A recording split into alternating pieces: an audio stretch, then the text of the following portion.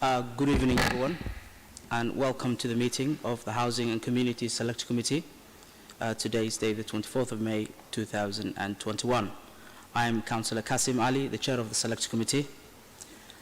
This is the first committee meeting is being held at the council chamber since COVID-19 caused the lockdown back in 2020 March. So this is almost 15 to 16 months of the first meeting. So we do bear with us if we have some technical issues while we're doing this one physically at the council. This event is being held here because the remotely managed meetings have been cancelled from the 6th of May. So we haven't had renewal from the government. Therefore, we have to hold here the meeting physically. And that's why we're here today. This event is being streamed live on YouTube. Members of the public and the media are welcome to watch this meeting remotely and listen to the discussion taking place. As you have seen at the beginning of the meeting, I was wearing my mask. So I urge everyone at this meeting to wear the mask and only unmask when they are called to speak. You also have noticed the seating arrangement at the council meeting, at committee meeting. We expect everyone to obey the social distancing and stick to the seating arrangements because we have to do an event. This event is taking place under COVID-19 restrictions. I don't think we have any members of the public, but if we have any members of the public, also they will follow the same arrangements. We also expected the social distancing. As you've seen, we can see glasses between dividing the councillors and officers. So we also hope that you will stick to the social distancing while we are going through this meeting. Now I would like to welcome you all to the council chamber for this meeting, anyone who is watching on YouTube or any other social media. Before I begin this meeting, I would like to start with the 72 seconds to remember those we have lost in Grenfell almost 4 years ago.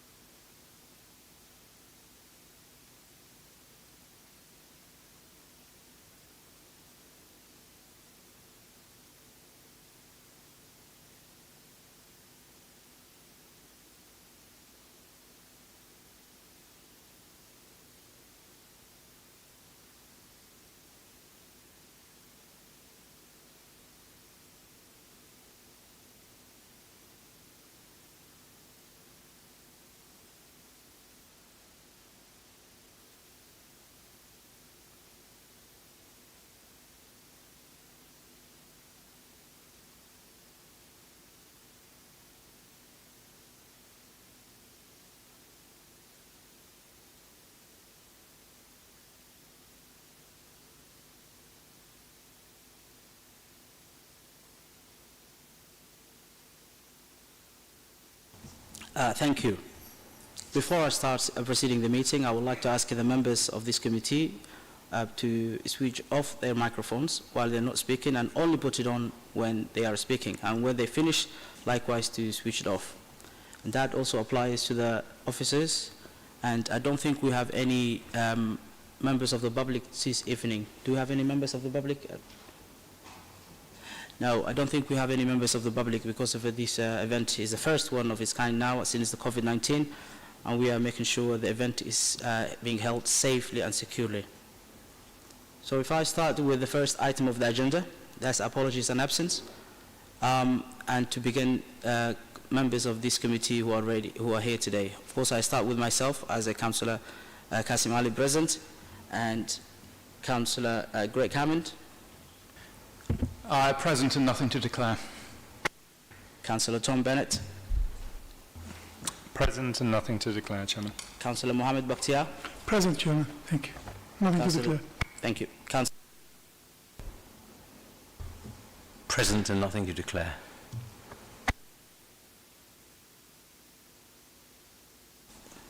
We have received an apologies for late Councillor Hamish Adorian. We also have received Councillor Robert Freeman, who can't be here this evening. Is there any other apologies or we have? Thank you. Thank you. I wish to declare, at A2, declaration of interest, I wish to declare an interest here. As a councillor appointed trustee member of Almanar, as you may have read the meeting report, Almanar has been mentioned in the council meeting, so in the report. So I wish to declare, as I've been appointed by the council since I have joined the council, that I have been a member of the trustee. And I also want to declare that I did not take part anything to do with new homes that's related to Almanar. And for this item, I would not wish to take part anything related to Almanar. Just wanted that make clearance. On the minutes, A3, we have a previous minute from the last meeting, that's the 26th of April 2021. The minutes have been circulated. I wish to know if the minutes are accurate. I would also like to make one corrections, but before I do that, I will ask the select committee members if they have any addition to the minutes, corrections. I'm happy to agree them, subject to what you want to suggest, Chair. Can you repeat? I'm happy to agree them, but obviously we need to hear what you've got to say as a, Thank you. A suggested amendment, if we agree with that as well. Thank you. Yes, what I have added, and I've also notified the officer in advance, when the lead member for housing mentioned, and the deputy leader of the council talked about the 11 household members of Grenfell related who are still homeless, but still waiting, and when I say homeless, temporary accommodation, but still waiting to be rehoused. They wanted at least 3-bedroom plus properties. And I have made this suggestion, since we're building 600 homes, we're the fortunate place to build 600 homes for our residents. The number of homes to be built, at least, which will, I'm sure have already been agreed, 50% will be social housing, to aim for 3 bedrooms or more to meet the demand, since we could not even rehouse the Grenfell-related household. And that is what I would like to remind officers to include to the meeting that we had. Do we agree on that? Just to remind everyone that that's a comment that I've made as a suggestion. It was not a comment that has been responded by the lead member, but it was a suggestion that I've made. I think you could probably legitimately comment on it, Chair, as part of the minutes of this meeting, that was your comment. I mean, I think in future, I know the minutes arrive rather late, but if we're going to comment on the minutes, it would probably be helpful for members to do that by email to the whole committee, so we know in advance what the comments are going to be, so so we can consider them in advance. Thank you. But I don't see any harm in recording your comments as part of the minutes of this meeting. Thank you. Any other member of the select committee wish to make any suggestions? I have been informed the minutes are getting late, and I have given extra time for the officers.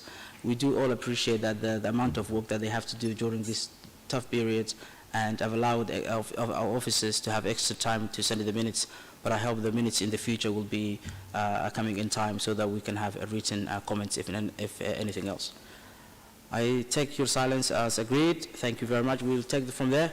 So if I go now to item 4, that's the New Homes Program, an update. As we have talked about before, this New Homes Program, the 600 New Homes Program that we are building as a council, will be continuously scrutinized. It had started before, and this is, I think, the second time for this municipality year, and hopefully the future meetings will also be scrutinized. So this will be an ongoing scrutiny for the new homes to meet the demand of the council. And now I wish to welcome Councillor Telly to speak, or any other officer that he wishes to take part in this item 4 for the New Homes Programme. Thank you, Mr. Chairman. And first of all, can I just say how lovely it is to see you in person? After all these months of looking at everybody through a little television screen, it's wonderful to be back in the council chamber. Anyway, New Homes Programme. I'd like to just say a few words before handing it over as far to officers are concerned. So obviously this report is all about noting the progress and giving you an update also on the financial modelling for our New Homes Programme. And I think I'd like to start by just reminding ourselves, so we don't lose track of why we're embarking on this New Homes Programme. and that is the shocking fact that we have 2,300 of our residents in temporary accommodation, 75% of who are out of borough, and in total we have 3,500 people on our council waiting list. So it's clearly incredibly important. It's one of the things that we hear time and time again from our residents, the lack of affordable housing that we have in this borough. So in 2018 we did a scoping exercise on all the council land that we have that could be made available to build new homes on, and that supported effectively the application that we made for a grant, and we received 33.6 million for that, and it led to our commitment that we have given in this chamber of 600 homes which will all be 10-year blind, that will be for rent and not sale, and that a minimum, emphasis on the minimum, will be 50% at social rent, but we seek to maximise that plus affordable rent within the programme wherever we are. And the timetable, which has been reported in this report, has been extended because of COVID, that we now have to start construction of these homes by 2023 in the spring. So we've approached this really with a different way in terms of consultation. We have to date we've had a three-phase approach, and the first phase that we did has started very well. These were actually relatively easier sites for us in the first phase because they didn't involve us decanting or impacting with any residents. They were predominantly open sites. And we went through our consultation. We've got 97 homes which have gone through planning. I think only one, they all went through on delegated powers, which I think showed that we were very sensitive as far as our residents are concerned, and 51% of those 97 homes are going to be at social rents. Anyway, and as I say, following approval, now construction is underway, but I'll come back and talk about some of the issues on that a little bit later. So we're now on to our second phase, and our second phase we're estimating 390 homes that are now going into consultation, and these are showing to be far more challenging. They are more complicated sites, and we knew that. And so this report is really seeking to, for the committee to look at the programme and to support our approach. But the report also goes into some of the issues that we're finding on the programme. You know, we're seeing pressures of building costs. The initial estimates that we had with QSs are being impacted by both Brexit and also the pandemic in terms of labour rates and material costs. So we're seeing that at the moment, and that means that we're having on certain of the sites in the report to go back and start looking at the possibility of re-procuring as far as those contracts are concerned, but that's going through. We're also seeing a lot of pressure on viability, and that's really not just a component of cost, but it's also because of we're getting very much pushback on the numbers of units that we've been looking at on some of these sites. And that has an impact because clearly, and Taryn I'm sure will cover this within the report on the viability in the report. You know, the rent and the money that we're borrowing net of the grants is obviously paid for and serviced by the income. So it's a quite simple economics. We have to have homes in order to pay for the income in order to do the development. But I think the bit I want to conclude really on, which I really wish the committee to consider, is the issue of who do we listen to? Because this is a major issue for us on our consultations. Do we listen to residents or do we listen to the homeless? And the feedback I'm getting, and this is a borough-wide thing, that residents are feeling like sardines. We have 160,000 people in this borough who are packed into 4.7 square miles. It makes us one of the most densely populated areas in Europe. And not surprisingly, residents do not want to see more housing next door. And we're getting a lot of pressure coming back in terms of this. So the question is, you know, that obviously we're consulting with our residents, but we also need to consider those that are in temporary accommodation that are suffering hardship of not having a stable roof over their head, and that a stable roof and housing within this borough would obviously very much help them to move on with their lives. So we have given a commitment to listen to residents. We are consulting with residents, and I think if I look at just an example of our larger scheme which is the Edenham estate scheme on the lorry part in front of Telly Tower. It's incredibly complex because you have a listed building, you have graffiti, you have local residents, a lot of people have consideration. But as a result, on our second consultation, which is just soon to be published, 67% of the residents do not want it. They're not interested. They don't want development on that site because they feel, I think the quote I've got here is like sardines. Now, my challenge is balancing the demands of a local resident who is obviously going to be impacted by that building, but also the necessity for us to provide housing for our homeless. And my personal challenge for me is to represent the voices of those people who are in temporary accommodation out of Borough, so desperately needing a home, because we're not consulting with them when we're going out onto consultations. And I think that's a voice that very much needs to hear. So really what I'm concluding to say, my challenge is balancing these two competing demands between local residents and people needing new homes. And what I am challenging the committee to look at is how you might endorse this council's approach and acknowledge the difficulty and the work that we're going to end up approving and supporting schemes that aren't going to be intrinsically popular with local residents. But it is going to be a necessity if we're going to address the large number of people on our housing waiting list. So, Pam, that's really all I want to say. I'm happy to pass over to Annan and Taran to go into a little bit more detail if they have on the programme, but thank you. Thank you, Chair, and thank you, Councillor Taylor-Smith. I just wanted to raise a couple of minor points in the report because it's been presented very well. When we talk about affordable rent, social rent and market rent is what a normal private rented property would go for. Social rent is the rent that is charged by local authorities and some housing associations. Affordable rent is pitched at a level up to 80% of market rent, and that is what we are classifying as key worker or intermediate rent. And I think it's important that the committee are aware of those distinctions. It's very important to note that we are proposing that the over 600 homes that we deliver, none of them will be for sale, they will all be for rent. And that leads into Taran's presentation on the financial model. Thank you, Anna.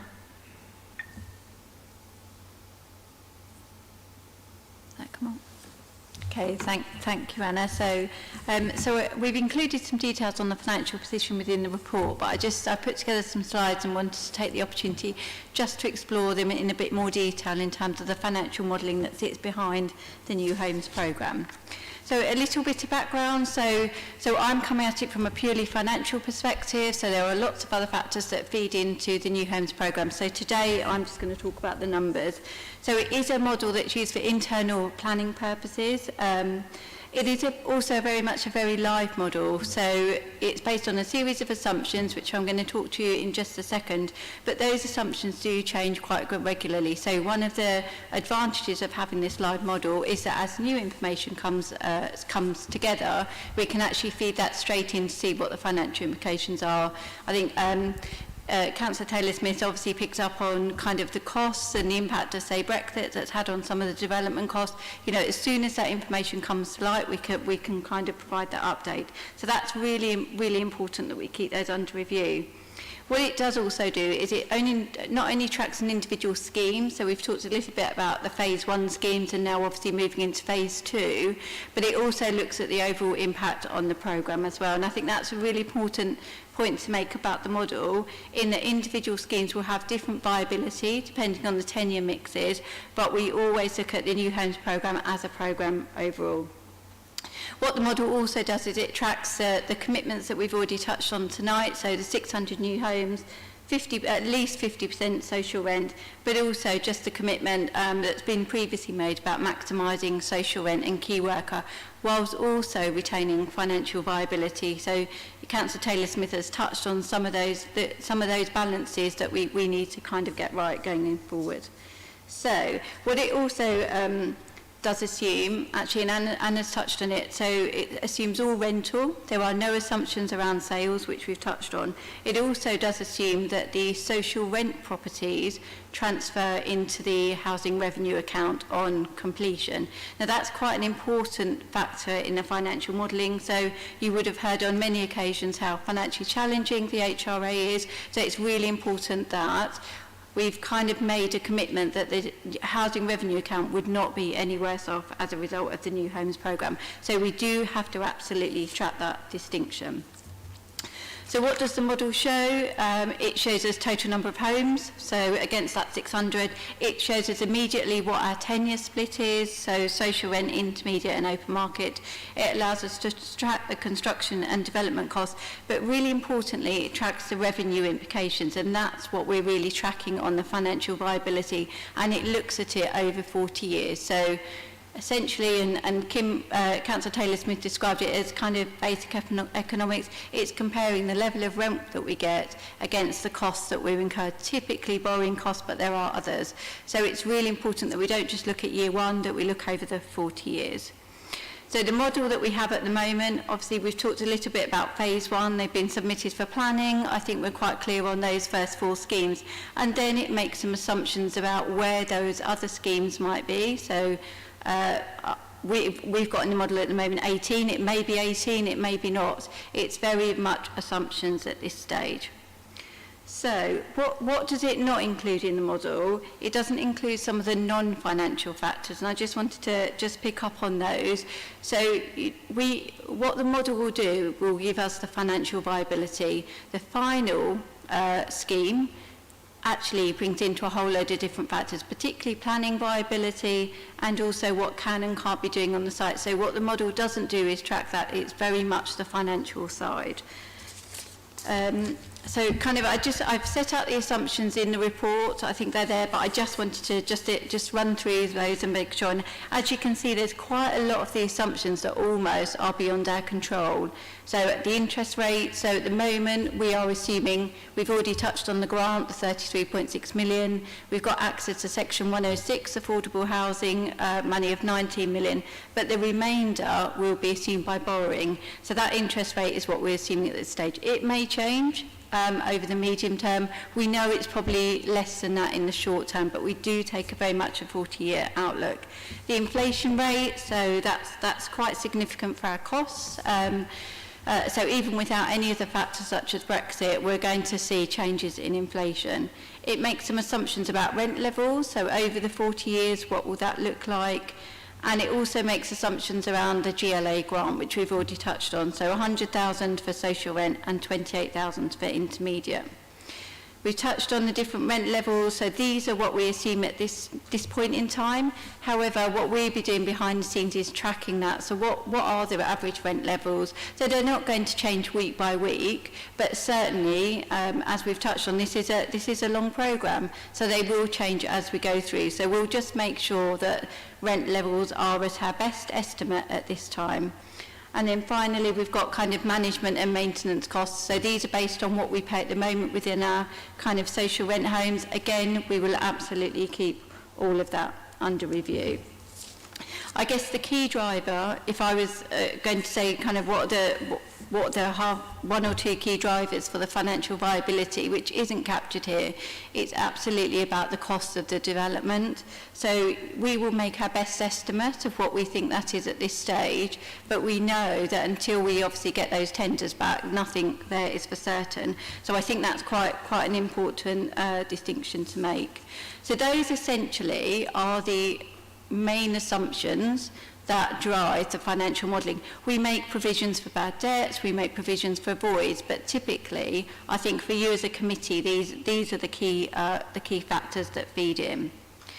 So what I'm going to do now is I'm just going to touch on a couple of examples. So there is a detailed spreadsheet that sits behind this, but I'm sure at the committee it's not something that you'd want to go through. But I did want to just demonstrate the different mixes and what that has kind of in financial terms. So this is a completely fictitious scheme. The numbers are broadly about where they should be. So the development costs I've assumed at 62 million. That's not going to be far off, but that's purely an assumption at this stage. So this particular site, so it's based on 110 homes. So it's broadly in line with our 50-50 split. So we've got 55 of social rent, 5 of intermediate, and kind of 50 of market rent. So what this assumes is that, and this is quite a critical point, and you'll see this as we go through the scenarios, how the financial viability works is that it assumes that homes that get transferred into the HRA do so at a discounted rate. Now, how that's feasible is by having market rent and intermediate to support that. So that's what we're assuming at this stage. We think it's roughly about 60 to 70% discount, but we are seeking external advice at this stage. So what you can see from here is that with that particular mix, both the HRA is making a small surplus. So this is again comparing rent levels with particularly borrowing costs, but also those management and maintenance costs, as well as there is a small surplus for those properties that are not held within the HRA. So I said earlier at the beginning, so we look at it on an individual scheme basis, but we also look at the overall programme, and you can see in that bottom table that overall the impact on the programme is that both the HRA and the non-HRA position is in surplus. So that's broadly, so when we talk about at least 50%, our financial modelling is typically based on that split of tenure mix that we're seeing. If we just slightly change that, so the same site, still 110 homes, still 62 million, but this time we are going with just a combination of social rent and intermediate. What this shows is that without the open market rent to support the transfer and the discount into the HRA, both the HRA and the kind of general fund will be in a deficit position. Now, the reason the HRA isn't financially viable is because it's picking up all of the costs, and we're not able, because we haven't got any open market rent to support it, we're not able to subsidise it. And again, you can just see the overall position on the programme. So that's kind of it. I mean, I suppose the principle to take away is that having the open market rent allows us to subsidise the social rent kind of going into the HRA, and I think that's a really critical point that I'd quite like the committee to take away today. And like I say, I'm coming at it purely just from a financial perspective. So the very last example that I just wanted to show you before I open up for questions, and it's something that I know the committee has asked on several occasions, is what happens if, so that example of 110, what would happen if we did that over the remainder of the programme? So I've assumed phase 1 is phase 1, we know that that's gone into planning. However, if we assume for the remainder from phase 2 onwards that we imagine a split of intermediate and social, and you can see in the title I've got broadly an 85-15 split, and you can see the impact that has on the HRA. Because it hasn't got the open market rent to be able to subsidise it, it means that the HRA financially just isn't be able to sustain that level of social housing. The very small surplus is typically from the phase 1 sites, which we know already are a mix of social and market rent. So, like I say, there is a really detailed model that sits behind this. It's very live, and we work very closely with Anna's team, so as soon as new information comes up, we update this. But I suppose what I wanted to explain to the committee tonight is that mix of social, intermediate and open market rent is really important from a financial perspective. And I'll stop there and open for questions. Thank you. Thank you, and thank you very much, officers, for taking the time and really putting through this. And for the record, I wish to tell the select committee that this is ongoing scrutiny, and if necessary, we could also be shared with financial modeling, especially spreadsheet. And Taran told me before that she's more than happy to meet the select committee members if and when they require. So that's also another thing we can do. We will now start the questioning. Councillor Greg Hammond. Thank you, Chair. And I've got two questions. So the first one is the financial one. It follows on nicely from Taran's presentation, for which thank you. And if the viability is looking at risk, and particularly I notice paragraph 9.4 of the report where we're talking about potentially having to buy land for future phases, what difference would it make if instead of market rental homes we sold some of them in order to protect the social rent homes and therefore make the maximum impact on the housing waiting list, selling versus market rent? Thanks. So in the model at the moment, we haven't assumed any kind of, as we've said, any open market rent. So, I mean, it is always an option. However, we do know that obviously for for sales, it just provides a one-off capital receipt, whereas we know that for the new homes, we're looking at the financial viability over the longer term. So we would always look at rental as a preferred option to market sale. So, I mean, it isn't something that we've modelled because it isn't something that's on our radar. We may, land values may have to come into the equation, but I suppose my response would be the market sales may not be the only option to be able to allow us to afford the purchases of land. And we want to explore all other options before we went down that route. Let's hear an answer from Kim, and then I've got my second question, which will be for Kim. Yeah, I just wanted to add, one of the other great benefits of renting, not selling, is that, first of all, it gives us the flexibility in the future that we could change the tenure. But I think equally important, we could also manage the tenant. If you start selling in blocks, then we get into the possibility of lock and leave and all the other things that we get very upset about. You won't have that if we're renting, because we will be the landlord and we'll be able to control who is renting that property. And we won't be renting it to people that want to use it as a holiday home or for Airbnb. Okay, so my second question then, and thanks for your answer there. The balance, because it's for us to ask the questions, and I know this is the challenge that the Deputy Leader posed. I mean, where is the balance between stuffing the largest number of homes as possible on the spaces that the spaces can provide, and therefore making the biggest impact on the housing waiting list, versus building what one of my favourite pressure groups creates, Streets, would call gentle density, that produces attractive buildings that enhance neighbourhoods and therefore minimises the opposition from the existing tenants. And I would say that the first four properties in phase one are good examples of that. I mean, they're brilliant designs, all four of them, in my opinion.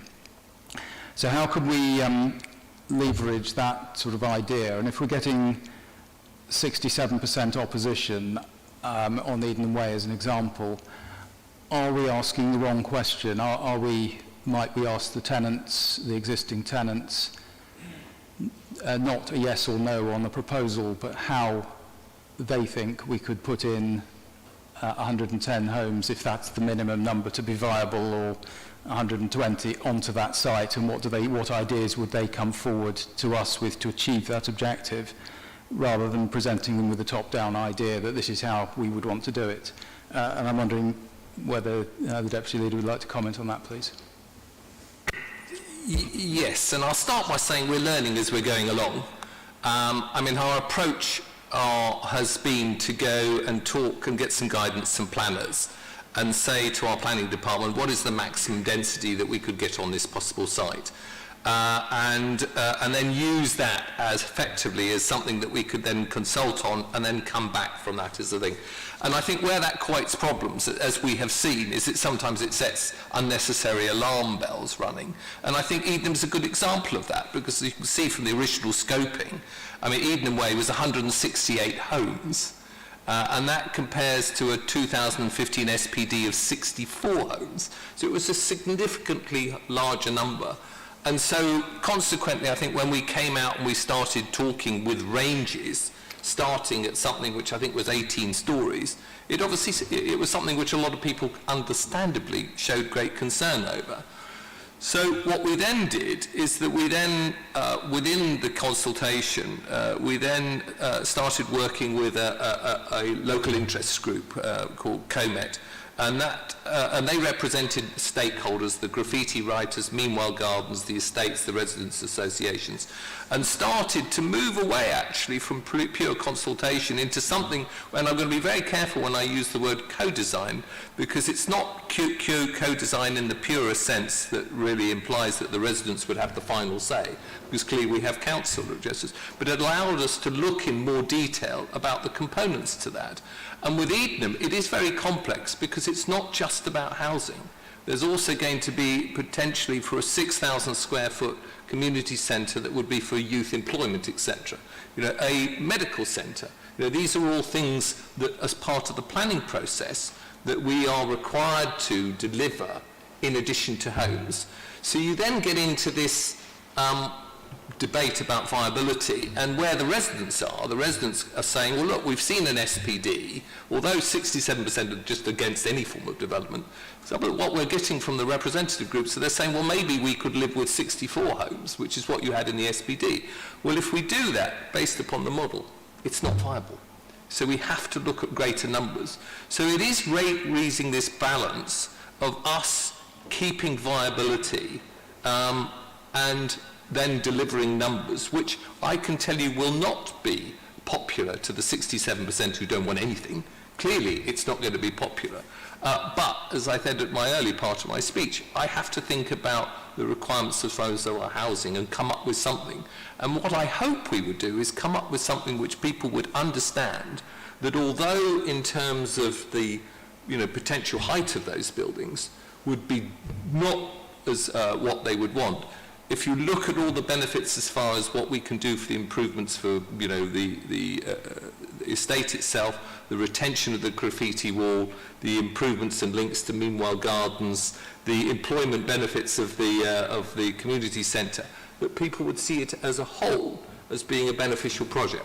But that's the balance that we have to get to. To what extent do we listen to our residents versus our people in temporary accommodation? No easy answer. Thanks very much. I'm sure there are other questions, Thank you. so I'll stop there. Thank you. Yes, Councillor Dorish-Martin.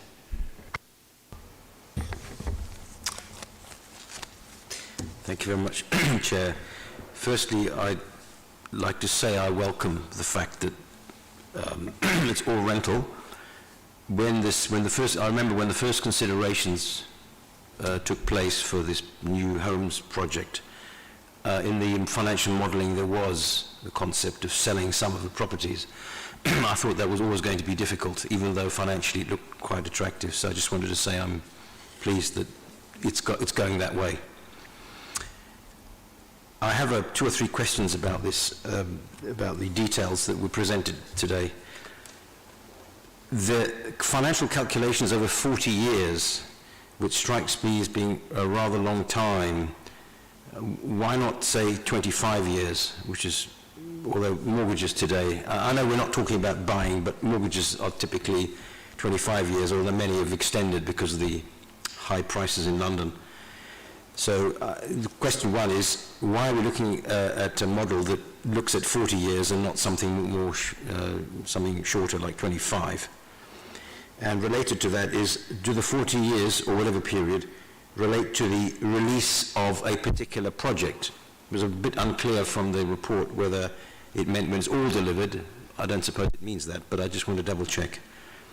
And if I may just give the 3rd question, to give them all together, is just curious. I'm glad to see the numbers up for the affordable rent, which is always a flexible question.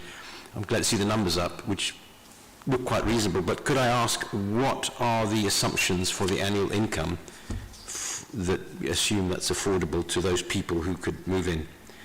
And if I may make a statement at the end, I just want to put on record that unfortunately in London rules, or maybe British rules, there's no guideline. I'm very happy to stand corrected, but I've seen nowhere any statement about the size of a room and what is acceptable to be called a room. The mayor's standards only define the total area of a property, which is fine, but it says nothing about the size of a room. And I think for comfortable living, you need to know the minimum size of what a room is. And I know in other countries in Europe they do define what a room is. Thanks very much.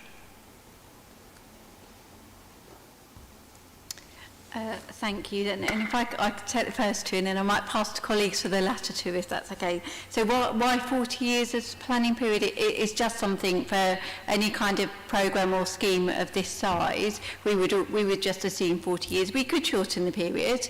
Obviously, that would change the financial viability, but we would always assume 40 years. But it's a good challenge, and it's something that we can take away. But that's our planning assumption at this stage. When does it start? So it assumes from the point of, so construction has completed and the properties are operational. So the social rent have moved into the HRA and are occupied, and similarly for the market rent. So, and it does that on a scheme by scheme basis. So it does it over the 40 years. So I think as we progress further through the programme, we will start to see that shift in time. So when phase 1 starts to come and ready to be operational, that will probably be our year 1, and then it will move over the 40 years. But I think we'll be a lot clearer then on the timescales for phase 2, so we can have more of a a tighter kind of idea of when each of the schemes come on track. But at the moment, we're just assuming it's once they become operational. I'll pass to Thanks. And the affordable, sorry, you're going to do that? The affordable... Okay. I was going to pick that up. On the affordable, we would be looking at key worker accommodation, and the assessment of people when they apply to move into that is their salary is taken into account.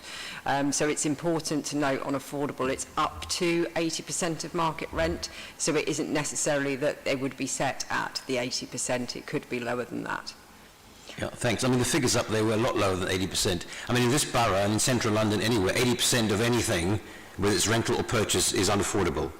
So that's why I was wondering what salary you assumed in those numbers, or is it going to be flexible depending on, let's say, a police officer or, I don't know, ambulance manager or worker? That's why I was wondering what assumptions you're making, or is it just approximate at the moment?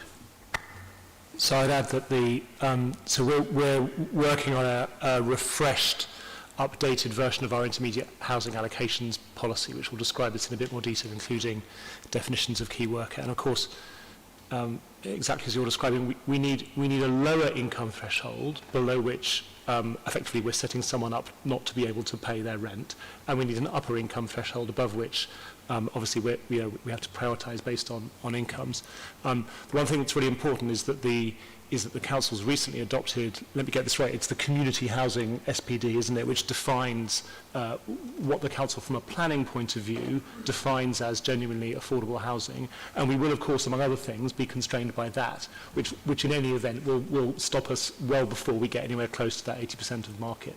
And I think as a general principle, when one's thinking about whether a home is affordable for any household, you shouldn't be measuring it against the market, you should be measuring it against their income. So a definition of affordability should be in relation to someone's income, not in relation to what the market, precisely, particularly in a borough like ours.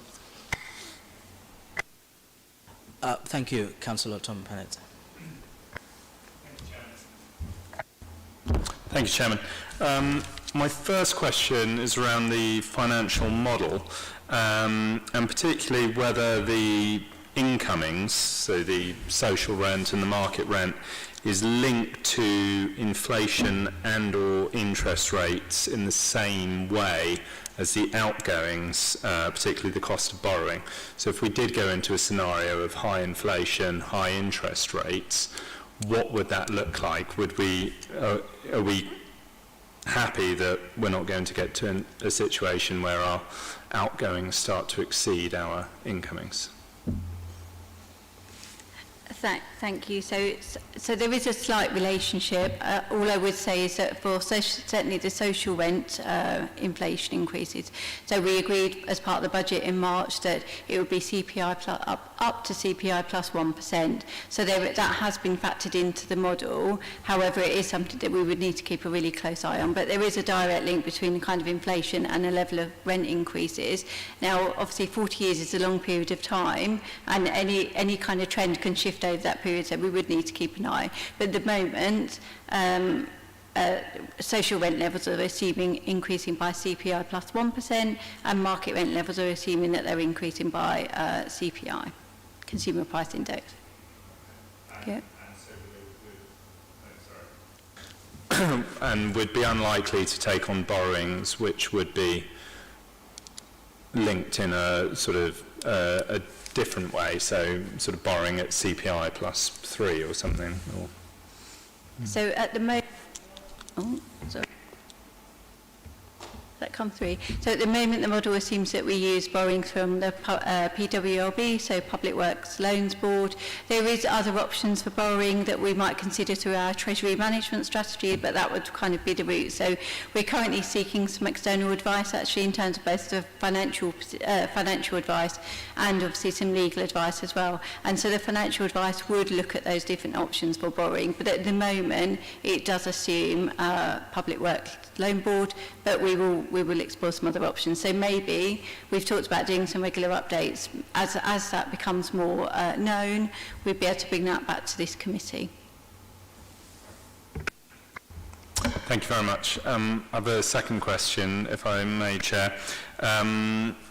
In the report, and I think also in your briefing, Kim, you talk about sort of the challenges of building in this borough, both the cost of the land, obviously even if we're using our own land, it's slightly different, but there is still an opportunity cost, and the feeling of residents being packed in like sardines, in the words of one resident. And I know a lot of our residents, very strongly tied to the borough, but other residents are more mobile. And I know in temporary accommodation, as you said, we have accommodation outside the borough, often where people may have been living for years. And I was just wondering if we had explored the option of building outside the borough, either in conjunction with another council or just ourselves.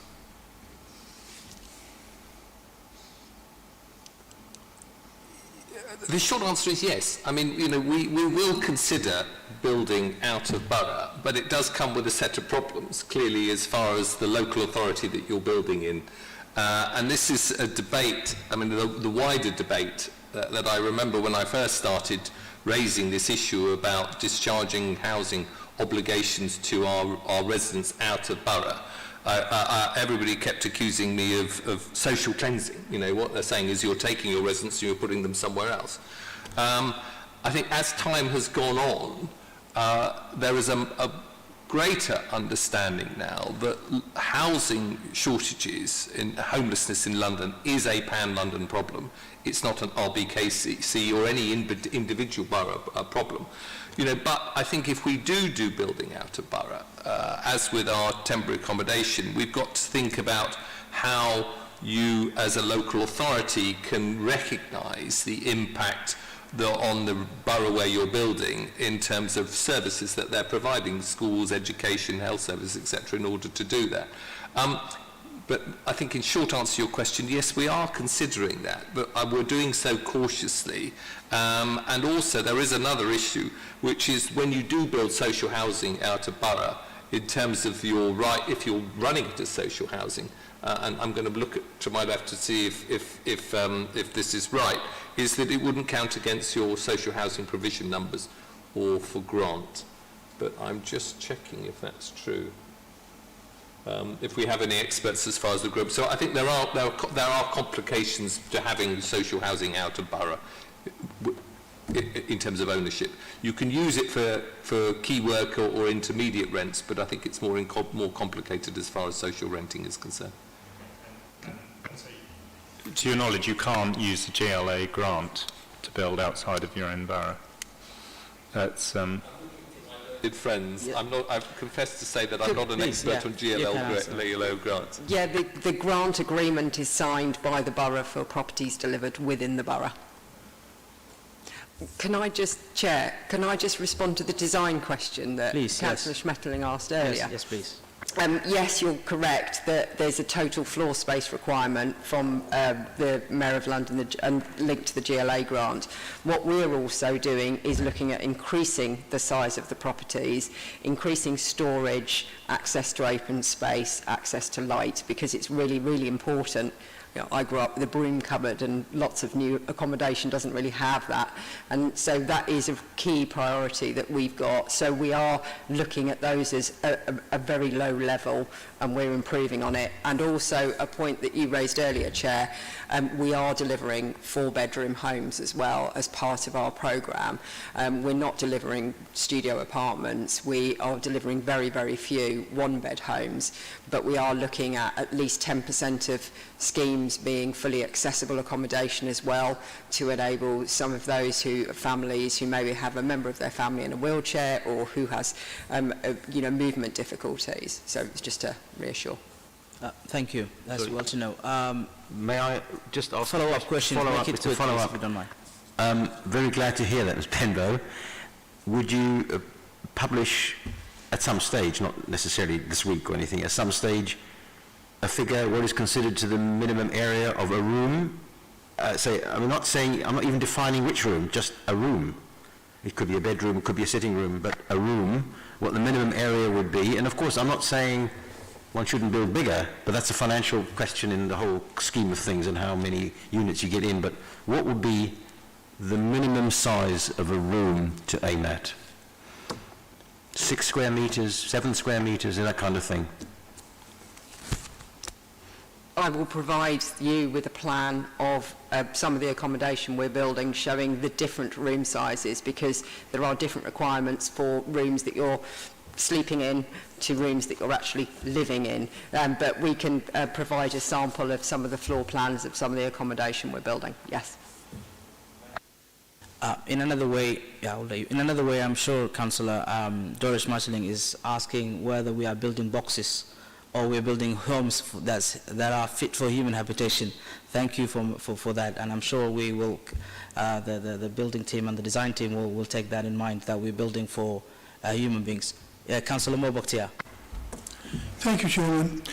Councillor Telly Smith, you mentioned something very interesting. We've talked about this in the previous meetings and we've raised it in the council chamber. This idea is very interesting, but who is going to benefit from it? Are we going to put our residents permanently in social houses owned by the borough, outside the borough? Again, we have a homeless reduction strategy. And the fact is, and you only have to do the economic numbers, we have 2,300 people in TA. They are out of borough. And part of the thing that we will have to look at is how we might discharge that obligation, not necessarily in borough, because we just don't have the homes. And personally, I think it's more important to ensure that somebody has a decent quality home of healthy homes, as the Chairman is referring to, with good access to services, education, and most importantly, stability of not being in temporary accommodation with the threat that you can be moved, then it is necessarily to be whether or not that's in this borough. So, and that's something which, I very much, subscribe to. Wherever possible, yes, we would like people to be in borough. But if you look at the shape of our borough, north to south, and the time it would take if you were in accommodation in the south if you wanted to travel the north by bus, it's no difference between if you were going to go east and west and go into Hammersmith or going to Ealing in terms of connectivity. So I don't think that we should be so head up as to whether or not you are actually physically within the borough. But as I say, that's part of a wider debate. This is going to go for consultation or debate in the near future? Well, Our housing allocation, whole issue of housing allocation is something which will come up in terms of consultation as far as our residents are concerned, about how, you know, who qualifies for housing, who gets priority on housing, and that would incorporate where the priority on people being in borough is more of a greater importance. So that will be coming in the autumn time. We'll start doing that. We've already had some very interesting feedback from residents in terms of getting residents' views that will form the basis of this allocation policy. But it will be subject to full consultation, and everybody really needs to comment to that because it's incredibly important. But we have to face the reality. And I'm interested that the committee yet hasn't actually given me any guidance about how we're applying this density as far as our sites are concerned on our ability to provide homes in this borough. Thank you. No easy solution. Councillor, back to you. Thank you, and thank you the committee for reading the reports and of course having important questions. Just technical question, if I may ask the lead member for housing or any other officer within his team. Have we managed to come out or get a solution to the renting of the new homes? Let's say we talked about then there will be no sales for the new homes, but there will be subject to renting of the market. Have we managed to come up with a formula that makes sure that we keep the homes that we rent? The short answer, we've got our top men on it, but we haven't yet come up with a formula. There are different models in terms of how you own and how you would rent those models. The key worker homes at the moment we're doing using a management company from by Borough in Westminster, so they're actually administering and collecting the things on our behalf. But we will come back with that as part of our key worker policy to determine the best method of ownership as far as the council is concerned, but it's not fixed yet. And finally, it's good to hear from you that you've said we will not be renting to holiday homes. I think that's a welcome for everyone in the borough or in the surrounding areas, even that we in Kensington and Chelsea will give the priority those who will be living or working and studying in our borough. So thank you for making that clarification. Final question, this will be from Councillor Emma Dencourt, who couldn't be with us this evening due to restrictions. I think there will be questions asked on her behalf. Anna.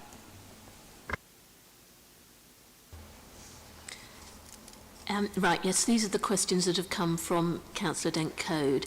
Referring to paper A4, paragraph 1.1, she notes that between 3,500 households on the housing register and 2,300 in temporary accommodation, a total of 5,800 households with no secure home. The question is there any information on the total number of individuals within the 5,800 households? And a follow-up question to that, has an equality impact assessment been carried out on households in temporary accommodation? And if so, what is the percentage of black and minority ethnic families in temporary accommodation? She then has, shall I give you the other question as well at the same time? On paragraph 3.1, she notes that commencement of construction on the site is now stated to be March 2023 due to the impact of COVID. Her question is, can officers confirm that this extended deadline applies to all phase 2 projects?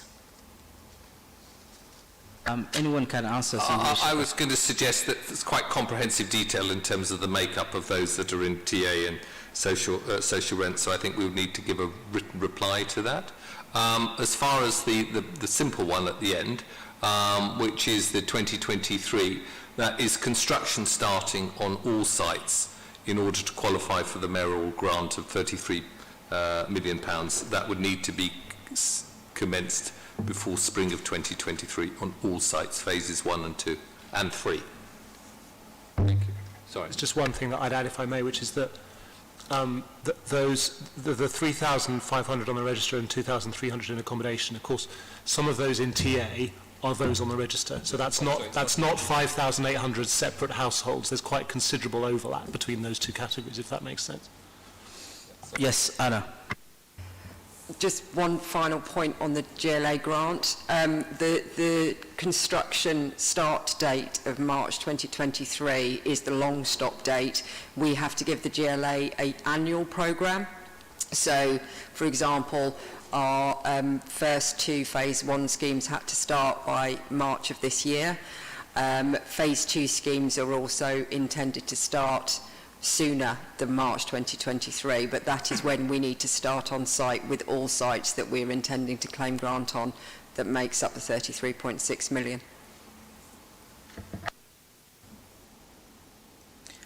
Thank you. And I think on that note, we will be summarizing this item. And overall, we've taken from it 3,500 households in temporary accommodation are waiting to be rehoused. Some of it 2,500, 2,300 parts of this is part of this figure, just to confirm. And also, of course, the first phase is 97 homes now in this first phase, and in the second phase, 309 homes will be for consultation. And the lead member has talked about making sure that we listen to, who should we listen to, either the residents or the homeless. I think this is a leadership question, and I'm sure you will be able to answer to both residents and on homeless. And I think as a committee, we would like a solution to be reached, and hopefully the committee will be able to get back to you in writing on this if and when possible. In terms of the areas that we've talked about, market rent is very important to maintain also the social rent and affordable rent, that is key workers and everyone that's coming with. The financial models, we have either 50-50, or which is most attractive in the short and both the long term, but also we have just seen that the 100% social housing is possible, which I don't think we will be going for, because we need to also an area that is available to everyone. We just don't want, I'm sure this I would say on behalf of the committee, and that we don't want an area 100% concentrated of social housing. We need a tenure, mixed tenure that the communities can live and thrive amongst them. The financial, we've also talked about the size, and that was a very important question Councillor Schmatterling asked, that we're not building boxes, we're building homes that are fit for human habitation and which is a decent size, and also affordability. What is it 80% market? Or, and that was made clear by Dan Hawthorne, that it's not the 80% market, because it will be unreasonable and actually very much unaffordable in borough like ours to make it 80% market, but also it will be the income, subjected to income for the individuals who are considering, and also building outside of the borough.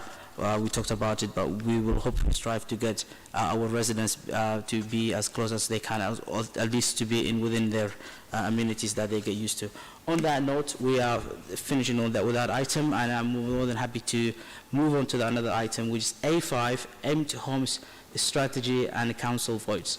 I wish to welcome again Councillor Kim Telly Smith, or any other officer who wishes to speak on this. Thank you, Mr. Chairman. Yeah, I'll just again, I'll give a short, well, I'll try and make it as short as possible and then hand over to officers. So, clearly there is support. I mean, any empty home in this, for a sustained period of time in this borough, is a lost opportunity, because it's something that could be used to accommodate our homeless or our key workers, which we've already been talking about by our new programme. So every empty homes, as far as I'm concerned, is a wasted resource. But in this borough, we've got an awful lot of empty homes, as the report highlights, 1,916, according to the MHCLG report. And this is why, empty homes in this borough, we need to be at the forefront of this debate. In 2018, we campaigned to improve legislation to make it easier for councils in order to bring these homes back into use again. But effectively, it was an unsuccessful campaign. Although it's put us very much at the forefront of this empty homes debate, there is clearly, as far as legislation is concerned, very limited tools that can actually help us in order to bring these back in. Historically, what we have been doing is using, I think it's referred to in the report, as engaging, educating and enforcing. And within our tools, in order to encourage landlords, we have things like punitive rates as far as council tax is concerned, but the reality is that it isn't providing an incentive to bring homes back. So you know, although, as I think it's very clear that the legislation that's available to councils is very difficult and very, I would say, unusual, you know, we have actually decided to give it a go. And so, under our empty homes strategy, we're undergoing a trial on 57 properties that have been left empty for more than 10 years to see just how usable this legislation might be. And so we are looking at the application of the Empty Dwellings Management Order, which is again something which we lobbied government because we thought that this could be the basis of something would change, but it is, so that we're looking at doing that. We're looking at how we might use enforced sales legislation on a test case in order to see how we were doing it. Because, you know, as we have consulted in our council plan and as we've talked about in our housing strategy, you know, empty homes is a big issue for us in terms of concern as far as the residents. I think just to finish off, the report also acknowledges the fact that we need to get our own house in order to ensure that we let empty homes at a reasonable time. And this has been an issue for us historically, and I don't want to start sounding as though I'm making excuses, you know, but obviously we do have had an impact of the pandemic because we've been focusing our capability on doing emergency repairs of our own homes rather than dealing with voids. You know, we also are still having the aftermath of when we closed down the choice-based letting service during the rehousing of Grenfell bereaved and survivors, and we're working through that. And I think also it's fair to say that we're adopting a higher standard as far as the refurbishment and on our buildings than might have been seen in the past. So all of this means, you know, that we do have set ourselves a target that we would like to see that homes are re-let, you know, within 28 days. We're not achieving that there at the moment, Mr. Chairman, but that is something which we are very much working towards. So I'll finish there and happy to leave to officers to say if they'd like to give a little bit more detail, but thank you. Yes, please. Welcome, Tim.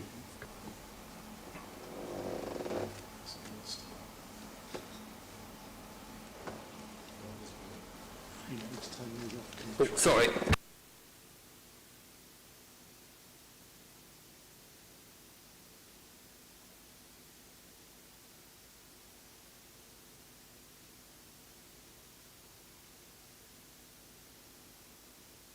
There we go. This one works. Thank you. I'm Tim Davis, Head of Environmental Health Residential. We're based down at Pembroke Road, and you should know that because environmental health are always down there because we're always upsetting people, and you don't want anyone who's upset coming to the town hall. One of the people we do like to upset are people managing empty properties, and we have a history of. It's been a long time since we've had a success bringing a big empty property back into use. We do have this pack of tools, as has been explained, and you've seen in the report. We don't have a problem with taking someone on if they're a big financial company or just an individual with properties.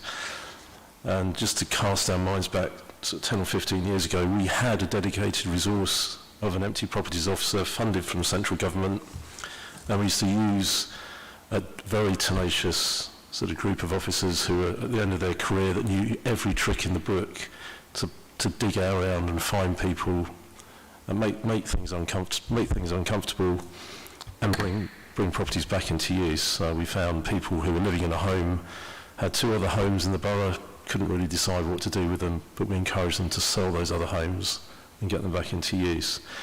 We also had a particularly big property on Holland Road, and in those days there was a problem with squatters, and we were able to give some support to get rid of the squatters.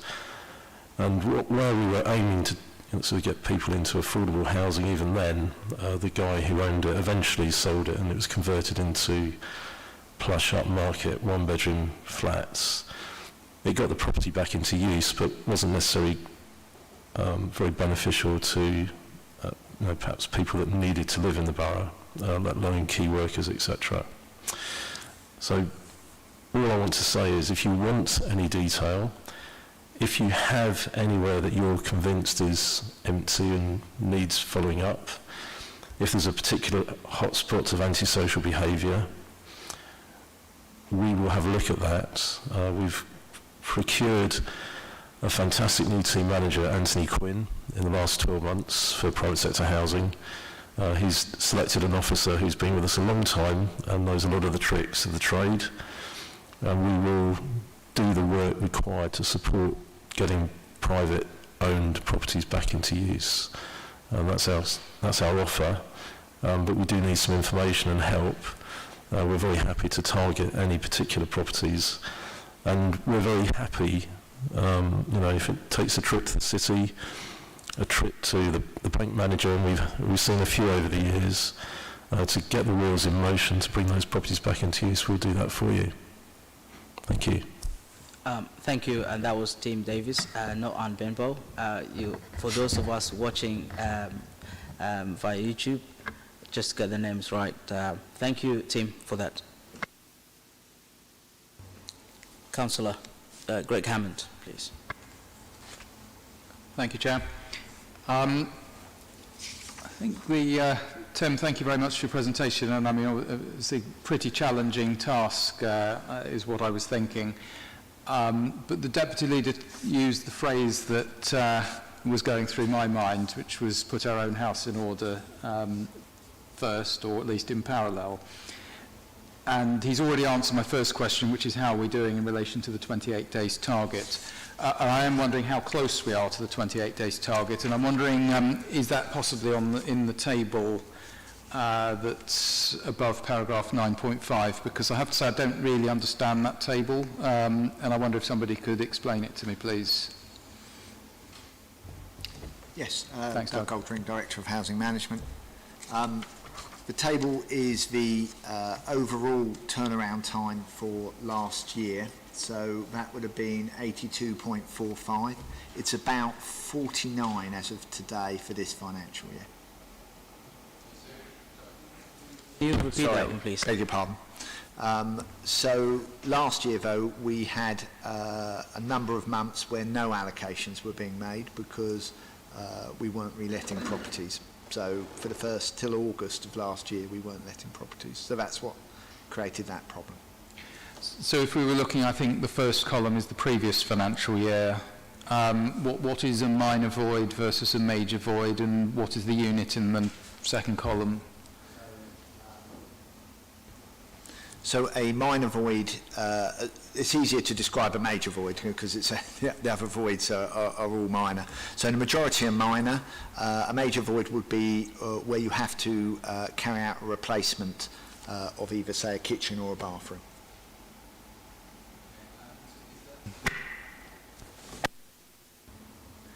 And the unit in the second column, is that days on average, or is that the number of properties that we're talking about? That's days. So quite a long way off the 28. Yeah, so last year was 82 in total, and that was a long way off. But if you have 5 months without letting any properties, you can see that it would add up. Well, that does seem to be an improvement on the previous year. So the previous year, of course, we had the legacy of not letting any properties for some time post Grenfell tragedy. We also had quite a lot of issues with what we inherited, I think would be what I would say. So we've now got to the bottom of that, and you will see that there are 15 properties which are long-term within the report, which are over 6 months, but that was in the dozens when we first took over. Just to reiterate the point that Doug has said, actually, the current year, you say it's 49. We're running at about 49 average. So we're definitely on the right trajectory, but we're not yet where we want to be. So, I mean, my conclusion there, we don't have a steady state year to compare. Well, there's been a lot of instability, and we haven't yet got to the point which the point the Deputy Leader's just made. So we're on the right track, but long way to go, or some way to go anyway. Is that yes, right? we haven't had a steady state year since we took on the management of empty homes, but all things considered, we feel that this year should be much better than previous years. So if we see a report from you sort of in a year's time on how it goes, it'll look better than this one and be in the right track then? I'm very confident, Councillor. Thank you. Councillor Moore Bakhtiar. Thank you. Some clarification needed here, Mr. Davis. You've mentioned antisocial behavior. Is that linked to empty homes or just antisocial behavior in general? Okay, antisocial behaviour can be linked to empty properties. So thank you very much. Thank you. Thank you. Thank you, Yeah. Councillor Mohammed Bakhtiar. Thank you. Right, so... Yes, we have got the right name now and the right person. Thank you. Traditionally, because of squatting, etc., a lot of antisocial behaviour was associated with empty properties. But nowadays, people might drop into a garden or a basement or something for drug taking or graffiti or, you know, taking apart the motorcycle they've stolen, whatever it is. So antisocial behaviour can be linked to empty properties, and we will look at that with the police stats and the local officers. And now with the new warden service that we have, we've got more eyes on the ground looking at things like that, and we're hoping to pick up those issues, you know, rubbish piling up, etc., things like that. So it can be linked in. Okay, send them across. Thank you. Thank you. Councillor Dori Shmatsny. Dori. Thanks, Chair. I've got several related questions, so if I just put them all together, then you can choose who answers them. First one is the figures produced by the government of empty homes. Do they include the council-owned ones or only the private ones? And then the question to me, because some of this is a bit worrying, council property is obviously easy. Empty ones, we all know where they are and we can deal with them. But it's the private sector that concerns me. How do we know, what's the definition of an empty home? Is that registration as unoccupied? I mean, in the report there's a mention of derelict properties, which I can understand. If a property goes derelict for 5 years, then it's clearly empty. And, well, I had an empty property like that near me, and we had residents in there, so-called residents, to stop squatters. But it is really a problem, and when you think of some of the bigger properties, let's say somebody buys a villa or converts a villa into, as happened near me also, converted what was once a villa, a single-family home, converted into flats, and I don't know, 50 years later, a few years ago, it was converted back into a single-family dwelling. I have seen signs of occupancy, but I'm not sure somebody's actually living there on a full-time basis. So this is the question: what is an empty home, and how do we prevent the takeover of legitimately bought property that people just don't use all the time? They might be living overseas, they might visit occasionally, I don't know. And you know, where do the 2 years come from? And there's a risk, so perhaps you could deal with that. Although I welcome, of course, that we minimise the empty properties, I'd like to stress that. Yeah, combination maybe. I think we would push very heavily to make sure it really is unoccupied, and we can link in with the water rates, the electricity, the gas usage, etc. There are genuine second homes, obviously. There are some second homes that are used very rarely, and that would be the edge to what we do. I think also, Councillor Schmidt, there are very, very few weapons we have on our arsenal for an empty home, a large, empty, valuable home. You know, you've got a compulsory purchase order, but that requires us to pay market value. So why would we pay market value for a very large property in an expensive borough like RBKC? It just wouldn't be economic for us to convert that into any form of usage. What we did explore is referred to in the report as the EDMO. And the problem with the EDMO is that there was no benefit to the council. This was effectively the opportunity to step in and manage a building for the benefit of providing accommodation. But it doesn't allow you as a council to cover the costs of managing that building. and you do actually have to then account for the revenue to the owner of the building. It's quite complex. So we sought with the government to actually, and not surprisingly, it's never been used.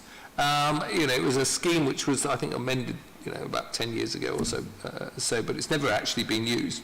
And so, but it had the potential to, if you addressed the issue of allowing the council to get some form of management fee out of it. But beyond those two things, that's it. The only thing we have then got is to beat people over the head with a stick and charge them more in terms of council tax is concerned. But it's quite clear on some of these that doesn't actually make any difference. I think in terms of what defines an empty home, if you wished to escape the legislation, then it is relatively easy to have somebody in the building, going in and occupying it, I think, as you've already described, to prove that it's truly empty. So it's not an easy solution, but, we are looking at how we might do it, and we'll have a better understanding of how this legislation could be applied. But I think the important thing is to try and encourage people, encourage landlords, to provide their accommodation for rental. Thank you. Just to follow on, the first question was regarding the number of homes identified by the government, the Ministry of Communities and Local Government. Does that include all the properties, or including the council voids, or what? And how do they define that? Well, it should be everything, yeah. And how defined? How does it get on the government list? They define it. Yes, Councillor Tom Bennett. Thank you. Two questions, if I may. I'll try and be quick. First one, in terms of finding empty homes, I think you mentioned that we can look at the utility usage and things like that, but presumably we have to know where to look. So if there was a sort of flat in a mansion block or something which there were no squatters, it didn't look dilapidated from the outside, probably the neighbours would know it was empty but wasn't causing any problems, that probably wouldn't appear on our radar, I'm guessing. So is there a place for more comms to say to our residents, if there's a flat which is empty, please let us know? There's definitely a place for more comms. Any intelligence is gratefully received, and that the hidden empties that you've mentioned is definitely a problem. So.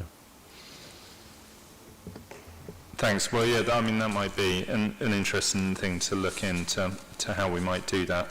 And then secondly, from everything both you and Kim has said, it seems these sort of alternative measures are very, very difficult to enact. I just wonder, I know we're just one council, but the sort of charging a higher council tax seems a lot easier. Are we trying to lobby for greater powers to put up council tax even more where there's long-term unoccupied properties?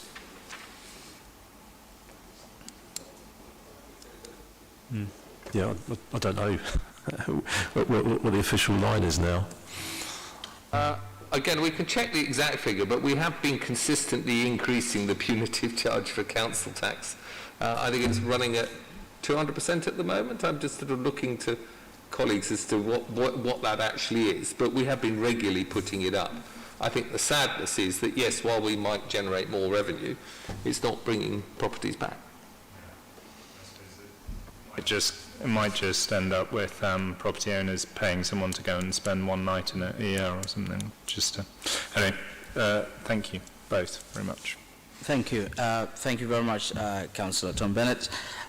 To summarise this item, I think it's important to remember that we have almost 3,500 people who are waiting on the housing list, and 2,300 almost of them are really in a temporary accommodation within and out of the borough. But we also have 1,916 empty properties in the borough. We need to find a solution for this. I'm sure there will be a time that will be found a solution. But at the same time, 28 days of the target, and also we are now 59, if that's correct.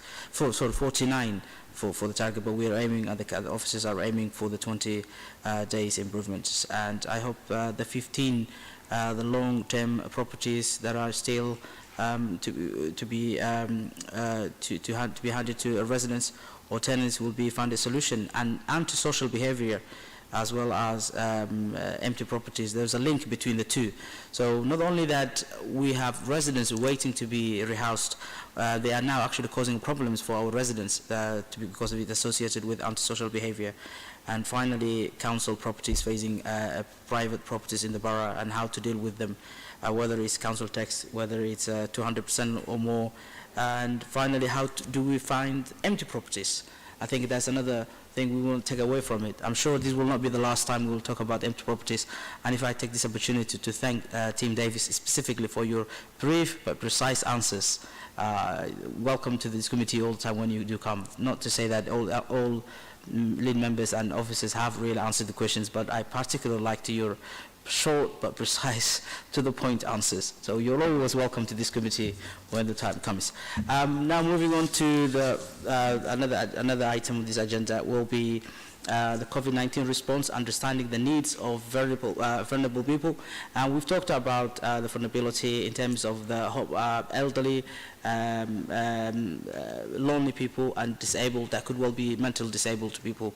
And we've talked about this item is kind of linked to the adult social care. So we will make sure that we will come up from the angle from the community side of it, not the other housing committees, other committees within their remit. So I now welcome Councillor Ansaran and other officers today to start talking to this item. And Councillor Ansaran, you may start, or you also, if you wish to call someone else to add, you'll be more than welcome. Thank you, Chairman. And can I also say how nice it is to see you in person and the whole committee. So this...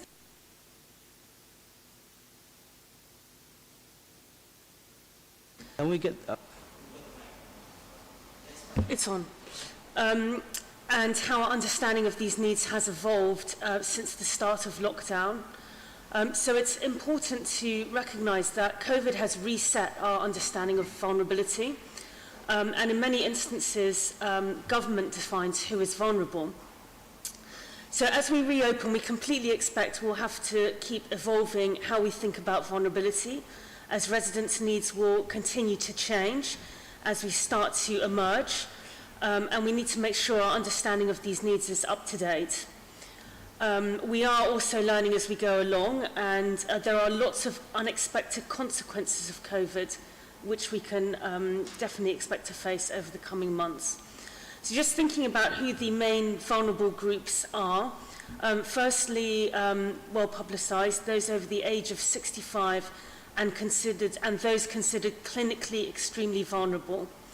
So this group are at the highest risk of hospitalisation or death because of COVID. Secondly, we also have residents who are already in a financial precarious position, or those entering a financially uncertain position because of COVID. And this directly correlates with the dramatic rise of food bank use that we've seen since March 2020 and the rise in mental illness and loneliness. We also have those communities who've been disproportionately more likely to be vaccine hesitant when compared to the general population. And these are younger people and minority ethnic groups.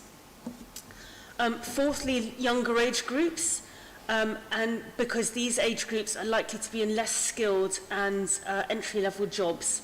So as the lockdown lifts and the economy starts to recover, it's likely that these jobs will recover more slowly than the wider economy, and this is likely to be particularly true for less skilled jobs.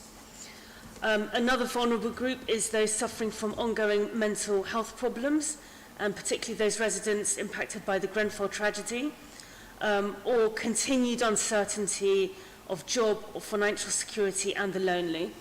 And then the final group that we identify are those who are digitally excluded. So I assume that everybody has carefully read the paper, and I mean, there's a lot of information here, a lot of outreach that we've done, a lot of schemes and programs that we've worked with our partners, but I just wanted to highlight a few examples of what we've done to reach out and support vulnerable residents. So the Hub was and continues to provide the overarching support to any resident who calls and needs support. And the Hub was able to refer residents to council services as well as to 50 local voluntary and community service organisations who could offer a full range of support and services. We also have the Community Resilience Group, which brings together officers from RBKC and Public Health with the VCS and the NHS. And together, it's a more coordinated response to interventions. And we've worked with this group particularly on the shopping offer. Another example, which I think has been important, is the promotion and outreach of the 2021 Census. And we really worked hard to reach our hard-to-reach and vulnerable residents with that. And the Communities Department has also contributed to, or contributes to a multi-organisational group, which is called the Digital Inclusion Partnership. And just an example of something they've done, which I think has been really helpful, is they've distributed to 2,600 residents with digital devices since last March. And this excludes the distributions by Family and Children's Services to disadvantaged children and families. So I think that's really important in reaching some of those digitally excluded residents. So the report also emphasises the good work that we've been doing with our partners, and lots of groups we've started lots of groups since last March. So we have the Food Banks Partnership Group, the VCS Advocacy Groups, the BME Health Forum and the Neighbourly Group. And looking forward, this report also explores possible future vulnerability. And one thing that we're also doing is preparing a food insecurity approach. And particularly we want to see what might happen when government's financial support schemes end in September. And really understanding the drivers of food insecurity will help us to develop solutions to the longer term issues that we're going to face. So thank you for your time this evening, and I very much welcome your questions as well as your contributions. And I would like our Director of Communities to also say a few words, please. Thank you, Anne, and thank you, Chair. And can I just echo how great it is to be back in this chamber after about 6 years for me. So it's a real pleasure to be here. There's not much more to add. I think Councillor Siren really summed up the report really well. I just want to remind the committee that the Communities Department was our first order priority is really to hear the community voice and then use that voice to influence other departments in delivery of their services and to ensure that we reach as many people as we can as possible. COVID has thrown up some challenges to that, particularly that we can't do face-to-face engagement as well as we would have liked to, but it also gave us lots of opportunities, and I think Councillor Siren has really illustrated the opportunities have been about our partnership work. There's been much more, our partners in the VCS and with other groups have spoken about our new approach and wanting to capture the benefits of this going forward. So I guess to sum up and to keep it nice and succinct, the legacy for us in the work that we're doing now and in any future work is to capture all of the best parts of that partnership work so that we can tackle some of the issues together, and doing this in a multi-agency way, because not one organisation, even as big as the council or the NHS, has all the solutions.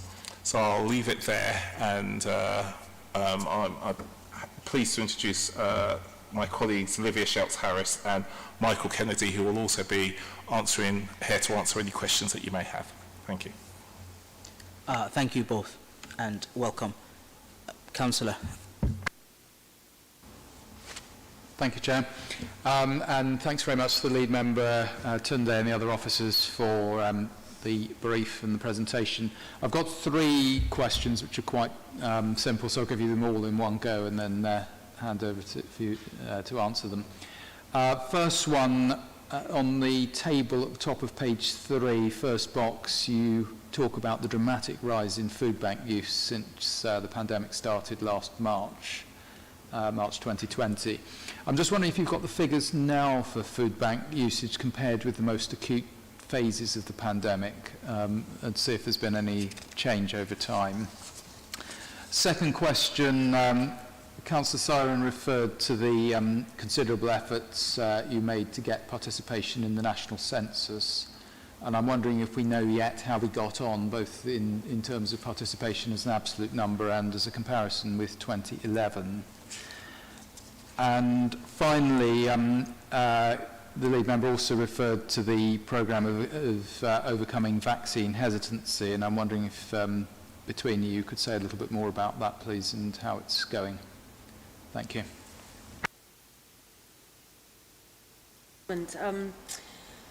So I would definitely ask Olivia to speak about the census. I'm not sure if we've got the figures for the food banks with us, but we do have those numbers. So I think we'll certainly be responding with a fuller kind of report on that. I don't know if do we have anything that we can say? No, we don't have the figures with us, but what we do know is that although there has been a rise, and a dramatic rise in food bank use, but although it's higher than before COVID started, it has levelled out now. So we're seeing fluctuations. One of the reasons why it's been hard to get those figures is that often the food banks aren't a department of the council, so we can't compel them to provide the figures. They're run by volunteers, so sometimes we get figures, sometimes we don't. It all depends on how busy they are. So we generally ask for self-reported figures or an estimate of how many packages they're delivering per week. But as I said, it's stayed stable, but much higher than pre-COVID period. On the census, can I invite Olivia? Thank you, Chair. So on the census for 2011, this borough got an 82% completion record. The ONS will be publishing the 2021 result in terms of our completion record in spring 2022. So I know it unofficially, but I'm not allowed to say it because it hasn't been confirmed, and they'll need to do quality assurance on the data. But suffice to say that we are optimistic it's improved.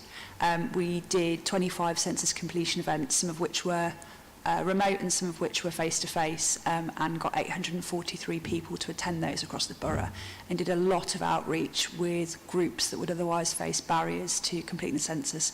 So from like translating the materials we used, working with approximately 40 local charities, partnering with organisations who have a lot of trust and a lot of influence with groups that might not otherwise fill it out. So we worked, for example, with Almanar, who did census pop-ups and outreach in Arabic to explain why the census was a safe and sensible thing for people to participate in. So yeah, we can give you an update on that, but the official figures will be out next year.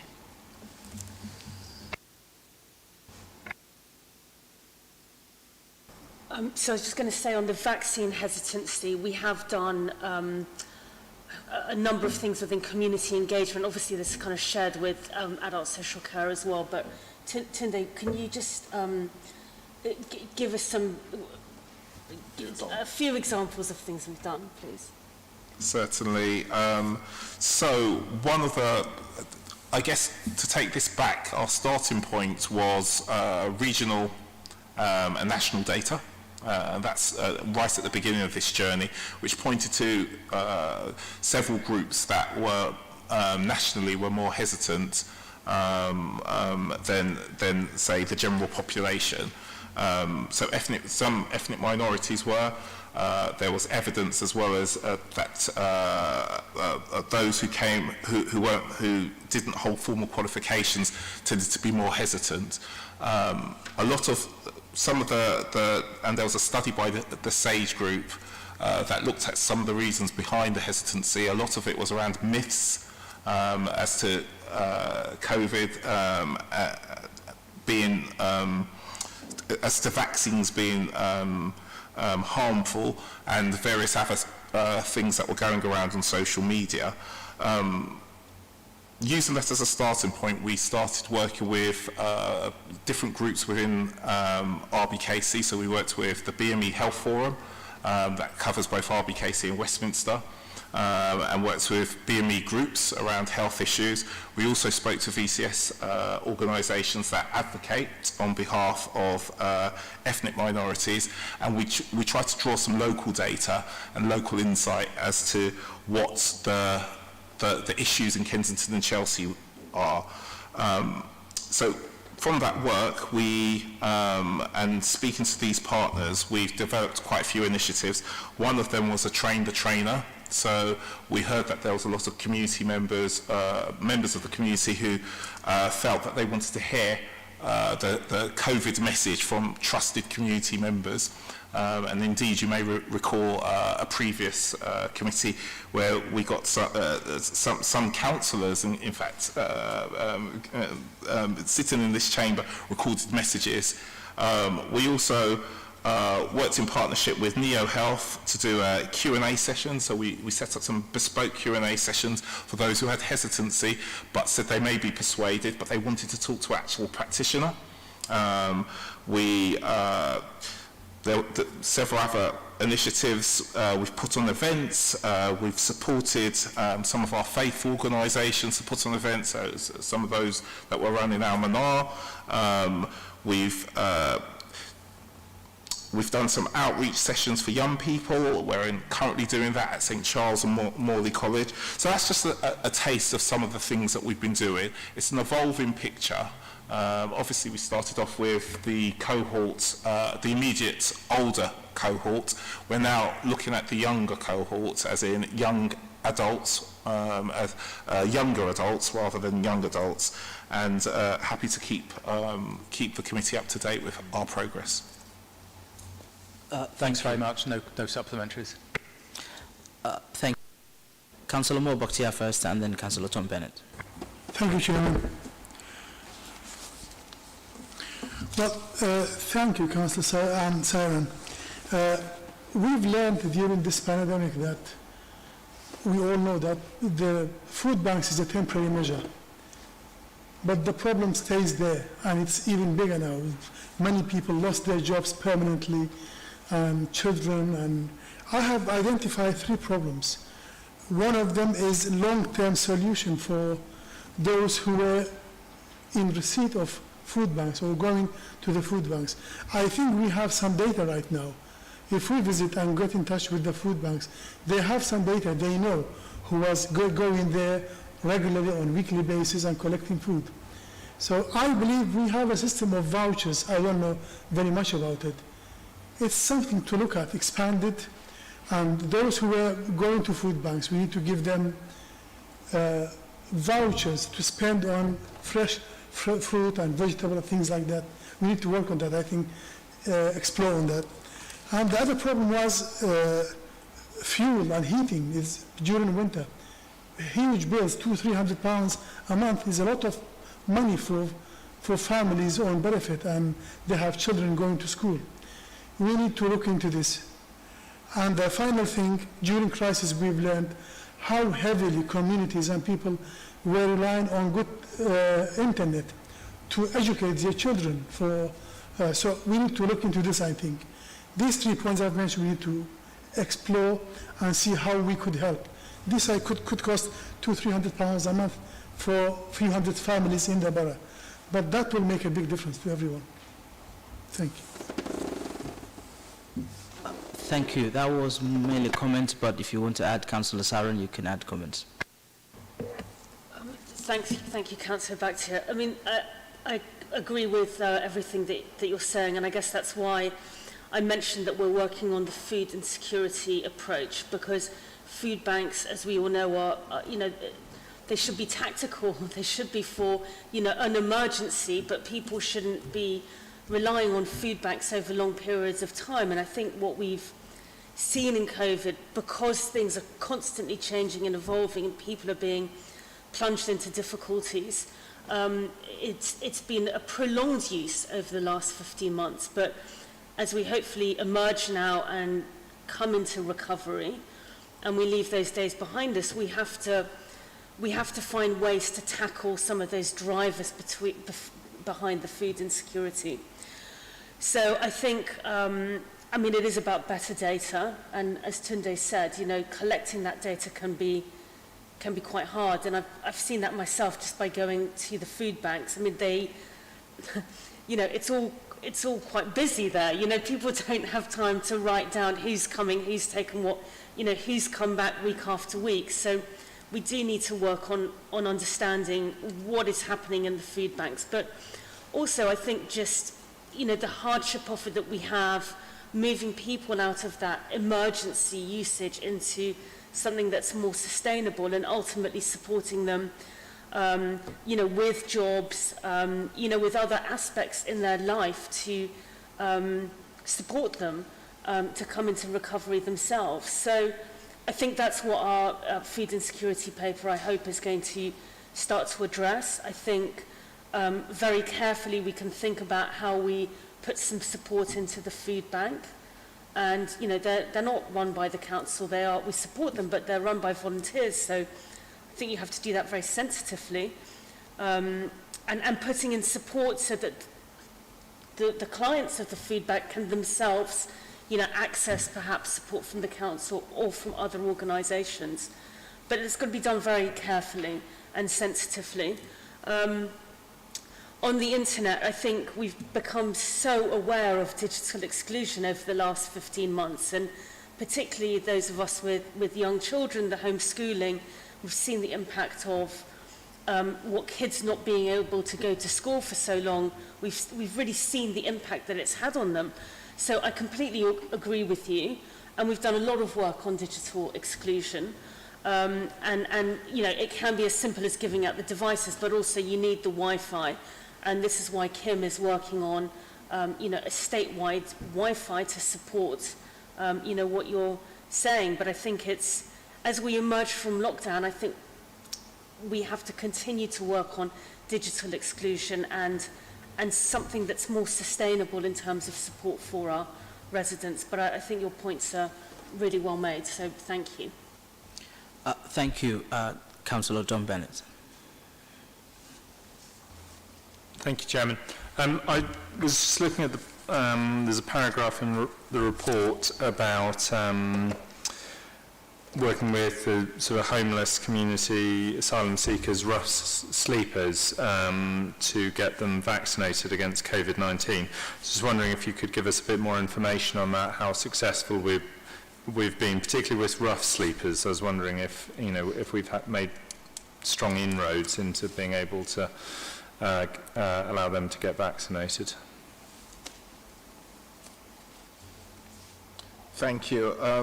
This work is although it has started, it's still quite in its infancy. What we can say is that and this goes to the point that Councillor Simon was speaking about in terms of food insecurity. If I can make a parallel with food insecurity is a symptom. It's not the actual problem. There's problems that lead to food insecurity, and this is the same with homelessness.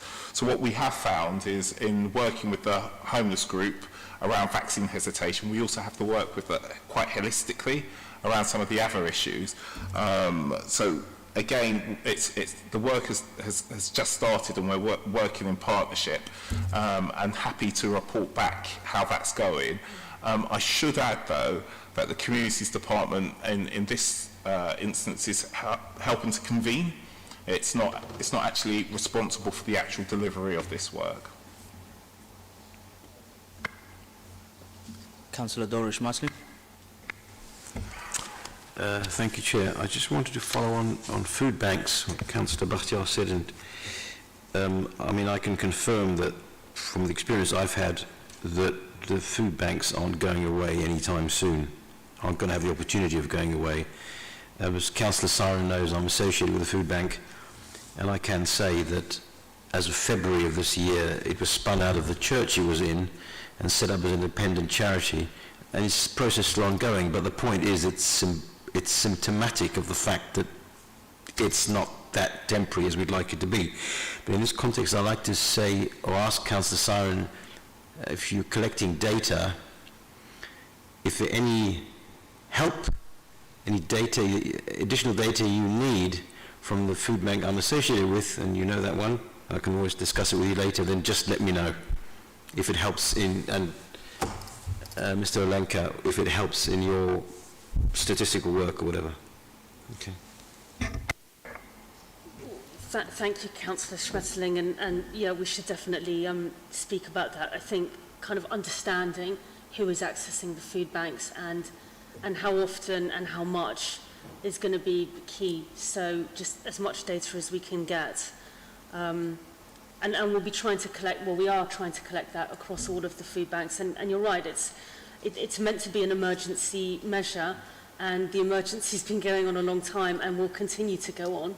So I think that has to be, that has to be recognised, and that has to be considered in our, food insecurity approach.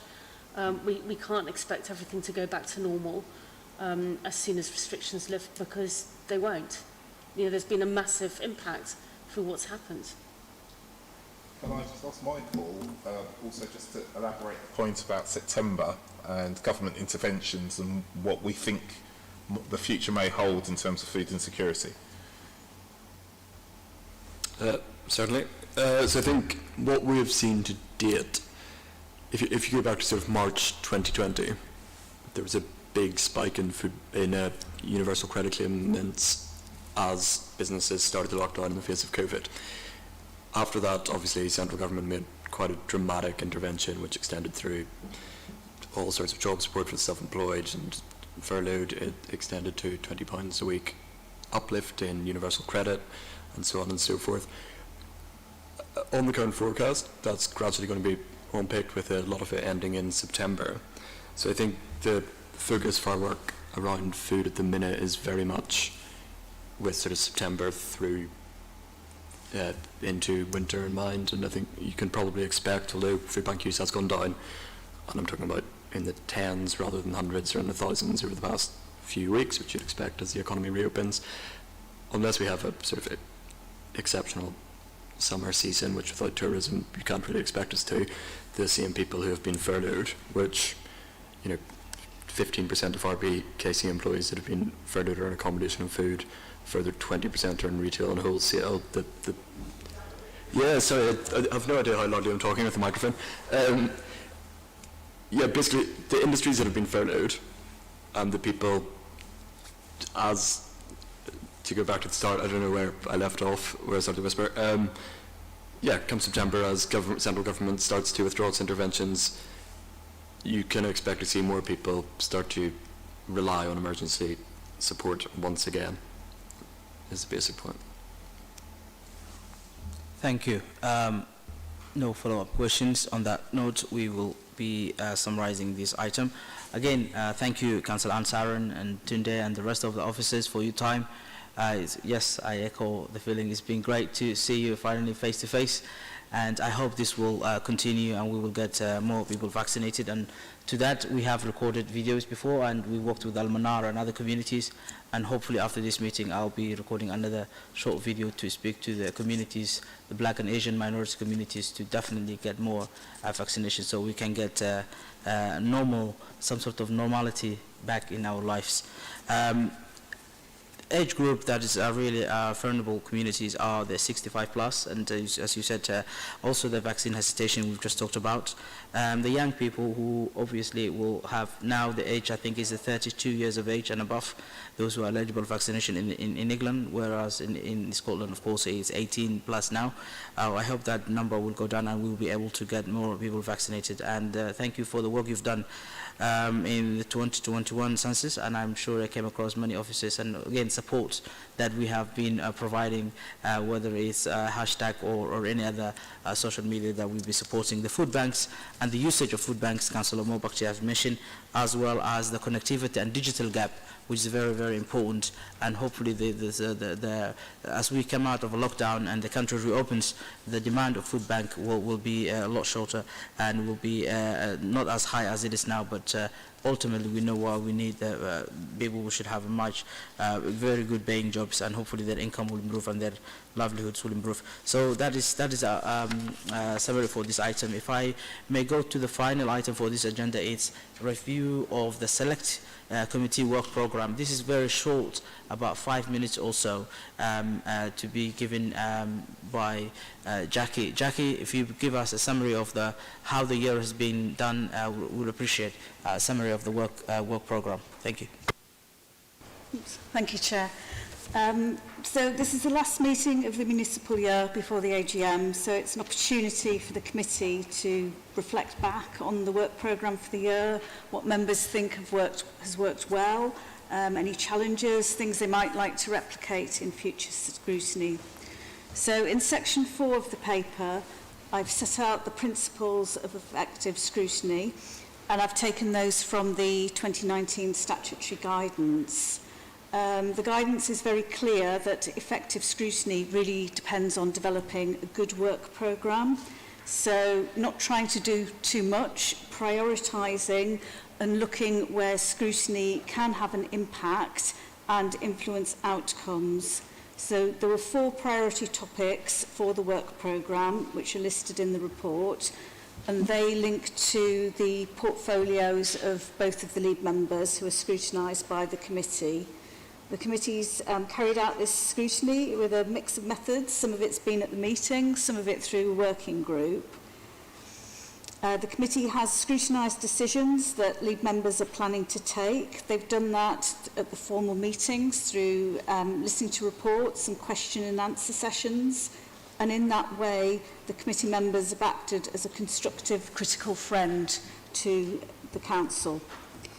We've also seen some innovative scrutiny with the committee. We've had 2 themed meetings, one on repairs and one on communities.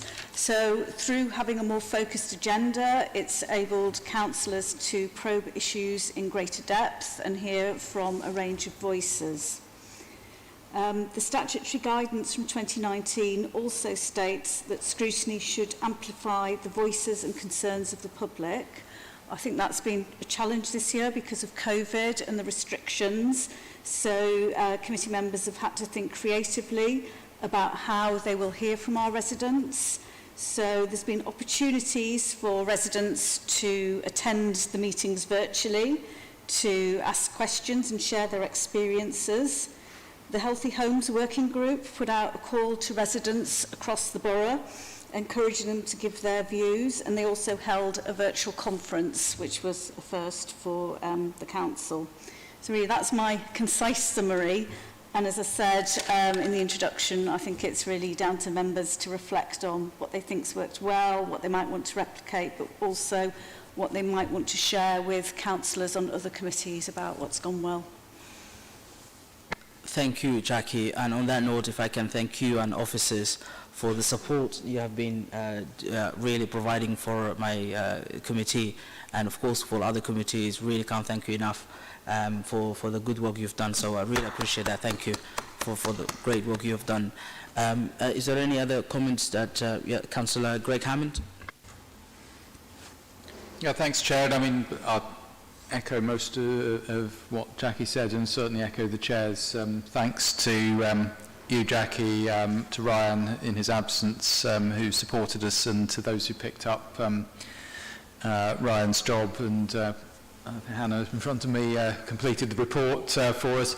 It was a pleasure to do the working group, and thanks very much to those who were part of it, Tom, Mo, and in her absence, Judith, and the officers. I thought the themed meetings were very good. I thought that was something that we perhaps ought to do again in a future year. I think we perhaps needed to do a little bit more on scrutinising key decisions, and perhaps spend more time on those in the meetings, perhaps earlier on in the year, but we've got better as the year has gone on. And the one thing I think that was missing inevitably because it was the pandemic year is we didn't get a chance to go out and about and do any site visits, and I really do hope that we can do that in the forthcoming council year. Thank you. Yes, Councillor Mary-Trace. Oh, sorry. Yeah, could I just add my thanks to Jackie and the Scrutiny team for all they've done this year, and just to remind all Scrutiny councillors that we are having a meeting on the 7th of June. I know not everyone can come, but if you can, it will be a virtual meeting, and that is to look at the work programme and to try and it's the beginning of setting the work programme for next year. So if you can come virtually, please do. Thanks. Thank you, the Chair of Overview and the Scrutiny Committee, of course, for the support and you've been providing to my committee and for you to be here today. So thank you as well, and looking forward to seeing you tomorrow evening when you're chairing your meeting. On that note, we're going to leave that item, and last item of this agenda will be item 8. Any other business, any other urgent business?